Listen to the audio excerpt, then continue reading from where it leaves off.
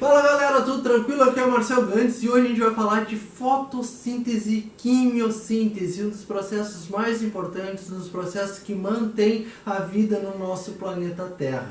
A fotossíntese é responsável pela produção do oxigênio que nos mantém vivo.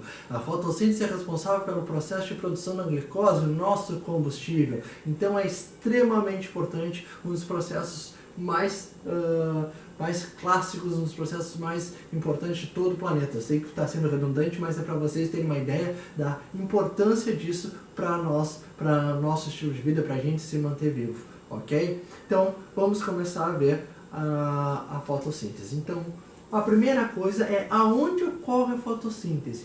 A fotossíntese ocorre nessa organelinha aqui chamada de cloroplastos. Olha que bonitinha. O cloroplasto ele tem uma dupla camada, uma dupla membrana, tá? Uma membrana externa que é lisa, uma membrana interna que é toda invaginada, cheia de dobras. Ele possui ribossomo, ele possui DNA próprio. Isso quer dizer que há muitos anos atrás, há bilhões de anos atrás, ele tenha sido uma bactéria que foi englobada e hoje faz parte das células vegetais. Dentro do cloroplasto, estão vendo essas moedinhas aqui, né? Essas moedinhas são os tilacoides. Dentro de cada tilacoide nós temos a clorofila, tá? Então esse plasto aqui, que é o cloroplasto, ele é o responsável pela captura da energia do sol graças à clorofila, ok? O conjunto desses plastos nós chamamos, o conjunto dessas moedinhas, desses tilacoides, a gente chama de grana. Tá, beleza? Esse aqui é o cloroplasto, mas ele não é o único plasto que existe na natureza. Existem os leucoplastos, quando a gente viu lá a aula de organelas celulares, a gente falou deles, que são de reserva. Eles podem reservar amido, reservar proteínas, reservar óleos, tá? Aí nós temos o amiloplasto, o oleoplasto, proteoplasto, que reserva proteínas. E temos os cromoplastos, que são os plastos pigmentados. Pode ter o xantoplasto, a eritofila, os carotenos. Então todos esses aqui são plastos, mas o mais comum, mais popular, mais nobre, mais importante de todos é o cloroplasto que a gente está vendo aqui, beleza? E uma coisa importante, por que a natureza é verde? Por que ela é verde? Ela é verde por causa disso. Para a gente ver qualquer coisa que a gente enxerga, tá? É importante que a luz bata nesse objeto e seja refletida de volta para o nosso olho. Então, quando eu olho alguma coisa verde, amarela, azul, o que está acontecendo? A luz está incidindo sobre esse objeto, os comprimentos de onda, os comprimentos de cor lá, né, as cores estão ficando aprisionadas nesse objeto e está sendo refletido só uma cor de volta para o nosso olho. Então, quando a gente olha alguma coisa branca, o que está acontecendo? A luz incide sobre esse objeto, todas as cores estão sendo refletidas de volta para o nosso olho. Quando eu olho o amarelo, as cores estão aprisionadas lá e só o amarelo reflete para o nosso olho. Então, quando eu olho para o vegetal, as cores estão lá dentro, ficaram aprisionadas lá dentro, né? E o verde é refletido de volta para o nosso olho. Mas por que o verde? Porque as maiores absorções da energia luminosa, elas ocorrem na faixa do violeta, do azul e do violeta aqui e do vermelho. No verde, a absorção, a energia é praticamente muito baixa, praticamente nula. Então o que isso faz? Faz com que a planta ela elimine, ela jogue essa cor fora para poder aproveitar os outros comprimentos de onda que são mais energéticos para ela. Por isso que a natureza é verde, para poder aproveitar ao máximo os comprimentos de onda que são mais energéticos.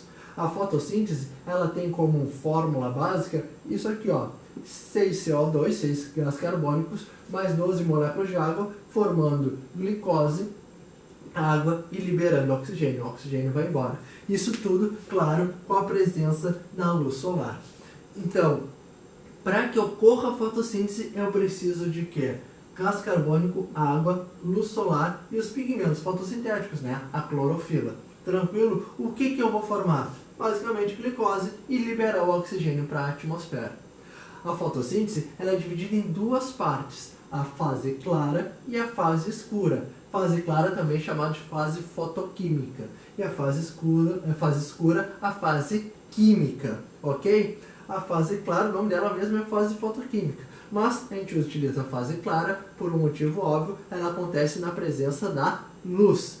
A fase escura, ela não precisa da luz, mas ela é diretamente dependente de todos os produtos produzidos na fase clara. A fase clara, ela ainda é subdividida em 3 partes, que é a fotofosforilação cíclica, a fotofosforilação acíclica e a fotólise da água. Meu Deus, quanto nome, meu! Mas calma, quando a gente olha aqui, ó, foto, tudo que é foto quer dizer luz, tá? Luz. Então, fotofosforilação, o que ele está dizendo? Que ele está colocando um fósforo nesse sistema com a ajuda da luz, tá? E essa fotofosforilação é cíclica, então é um ciclo de colocar o fósforo na luz e voltar para o seu local. A fotofosforilação acíclica é que quebra, coloca o fósforo lá no local que tem que colocar e não volta para o local de origem. E a fotólise, lise quer dizer quebra, então fotólise é a quebra da molécula da água com a luz. Tranquilo? Isso tudo aqui vai produzir compostos que serão usados na fase escura. Então a fase escura, embora não precise de luz, ela é diretamente dependente de tudo aquilo que é produzido na fase clara. Ok? Então a gente vai começar a olhar essas etapas aqui da fase clara, da fase fotoquímica. A fase fotoquímica, ela ocorre no tilacoide, lá naquela moedinha, vou até voltar aqui, ó. Opa, aqui ó, nessas moedinhas aqui ó, ela ocorre nessas moedinhas, isso é o tilacoide. O espaço entre essas moedinhas é o estroma, lá ocorre a fase escura. Então, a fase clara ocorre nos tilacoides, por quê? Porque é aqui onde está a clorofila, é aqui onde vai ser absorvida a energia luminosa. Tranquilo? Então, vamos lá. Então, a fotofosforilação cíclica é extremamente simples. Ah, meu Deus, não, extremamente simples, olha só. A luz chega no fotossistema 1, na clorofila A, onde a gente tem a clorofila A, e excita essa molécula. Excitando, ou seja, ela deixa ela mais energética, mais ligada, mais pilhada. Isso faz com que os elétrons da última camada pulem fora. Pulem fora porque eles estão muito energéticos, então um elétron salta fora. E ele vai ser transportado por uma série de transportadores de elétrons, tá? Ferroquinona, plastocianina, tá? Até chegar lá. Por que ele é transportado? Por que ele faz isso? Ele é transportado para poder gastar esse excesso de energia que a clorofila A, lá, que o fotossistema absorveu da energia do Sol. Então ele está com muita energia. E o que ele tem que fazer para gastar essa energia? Ele vai passar por esses transportadores de elétron até formar uma coisinha chamada de ATP, adenosina trifosfato. O que é adenosina trifosfato? É energia. Ela funde um fósforo a um ADP, a uma energia, a adenosina difosfato. Essa energia do Sol, essa energia da excitação solar, ela é convertida aqui no ATP, fundindo esse fósforo para formar uma molécula de energia, uma molécula de ATP. Então aqui, ó, adenosina. Cada ligação aqui, ó, temos energia. Então, para eu ligar um fósforo ao outro, eu preciso da energia do Sol. Então, ela gasta a sua energia formando uma molécula de ATP. Formou uma molécula de ATP, agora ela está mais calminha, mais relaxada, voltou ao seu estado normal e pode voltar ao local de origem.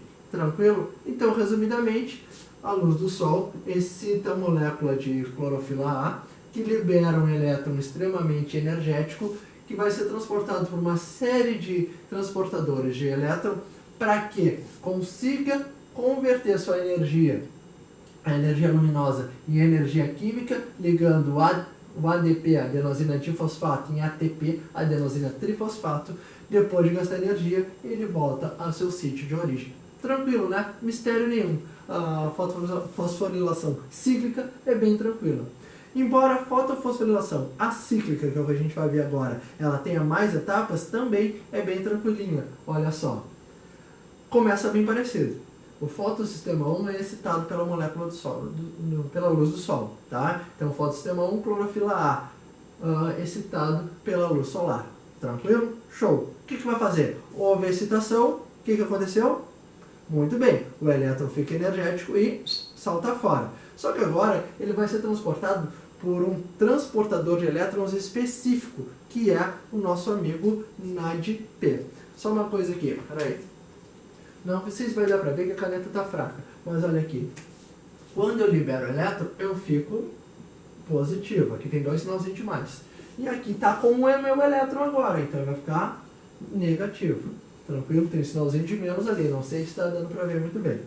Ok? Então, aqui está com elétron, aqui está faltando elétron. Temos que equilibrar esse sistema. Da onde é que eu tiro aqui? Aqui está devendo. Onde é que eu vou tirar? Do meu amigo fotossistema 2. O fotossistema 2, ele também foi excitado, aqui é clorofila B, também foi excitado pela energia solar e vai liberar os elétrons lá porque está muito energético. Só que tem energia demais nesse elétron e ele não vai conseguir equilibrar esse sistema. Então o que eu tenho que fazer para equilibrar tudo isso? Eu vou ter que fosforilar algo. Então eu vou formar outra molécula de ATP. Beleza? Liberei aqui a molécula de ATP, gastei energia, fiquei na medida para poder equilibrar aqui. Beleza. Só que agora o que acontece? Aqui está descompassado. Aqui ficou positivo, né? Perdeu 2 elétrons, está positivo. Aqui está ok e aqui está negativo. O que eu faço agora para compensar? Fecho aqui. Não, fecho não, senão vai ser um ciclo. E não é uma fotofosforilação cíclica, é acíclica. Portanto, o que eu tenho que fazer? Tirar esses elétrons de outro lugar. O que está faltando aqui? A gente viu a fotofosforilação cíclica, estamos vendo a acíclica, mas falta uma coisinha que é a fotólise da água. E é aqui que entra a água para nos ajudar. Então, 2 moléculas de água sofrem a luz do Sol, aqui ó, a ação do Sol, e vai formar 2OH mais 2H. Tá vendo esses aqui, ó? Aqui, ó, esses eletrinhos que estão aqui, ó. Aqui, ó. Esses eletrinhos vão equilibrar todo esse sistema. Show de bola. Equilibrou o sistema. Beleza. E o resto? Tá vendo esse 2Hzinho aqui? Olha o que acontece com ele. Isso aqui é... aqui tá esses 2 hidrogênios, vai lá e vai equilibrar aqui, ó. Veio pra cá, equilibrou tudo. Tá? Então formou uma molécula chamada de NADP2H. O NADP2H é um transportador de elétrons e hidrogênio. E a gente vai ver por que esse hidrogênio é fundamental na próxima etapa. Tá? Então, olha só. A fase clara, tá?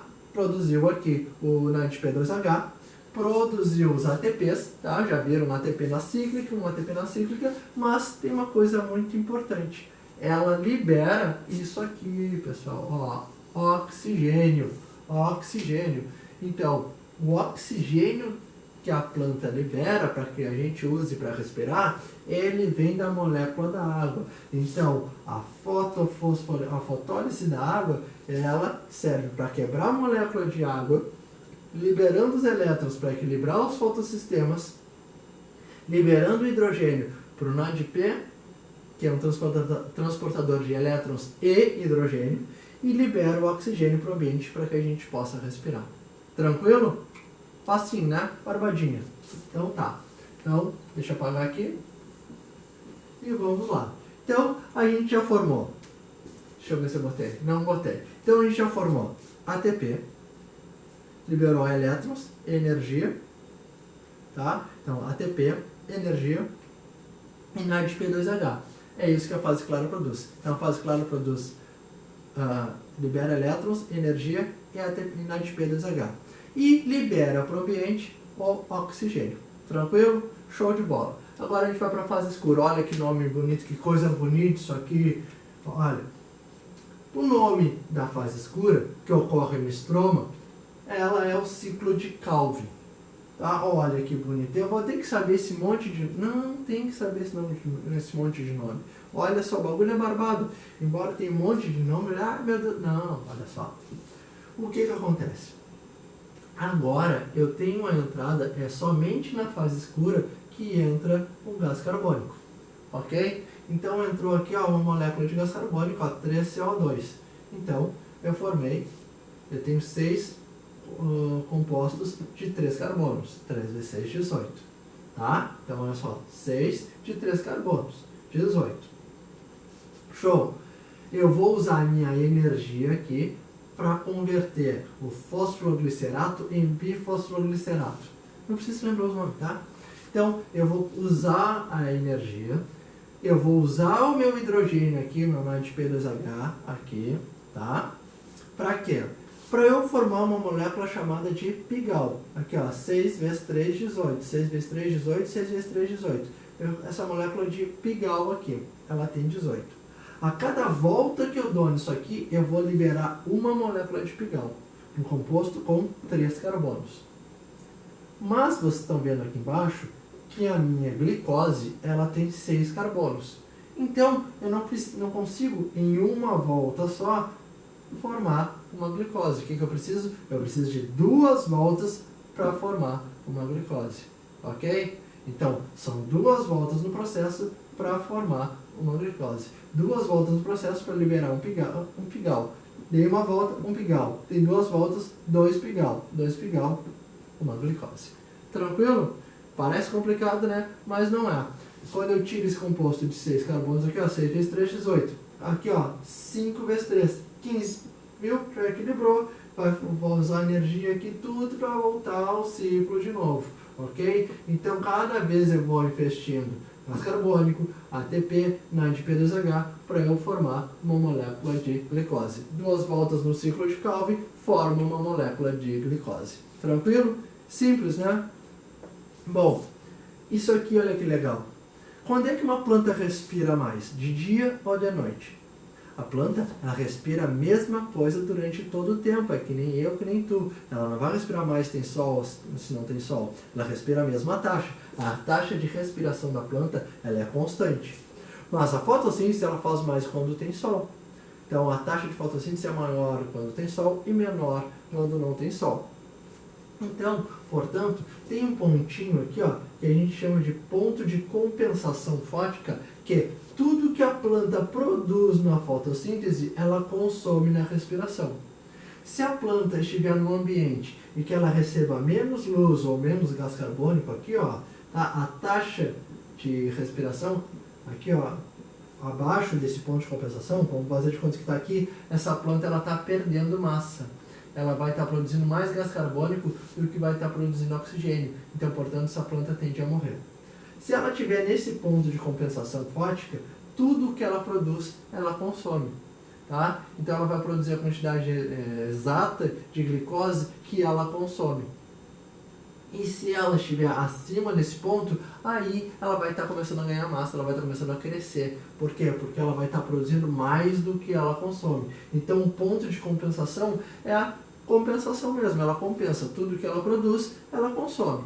Abaixo, ela vai consumir mais do que ela produz, acima ela produz mais do que ela consome.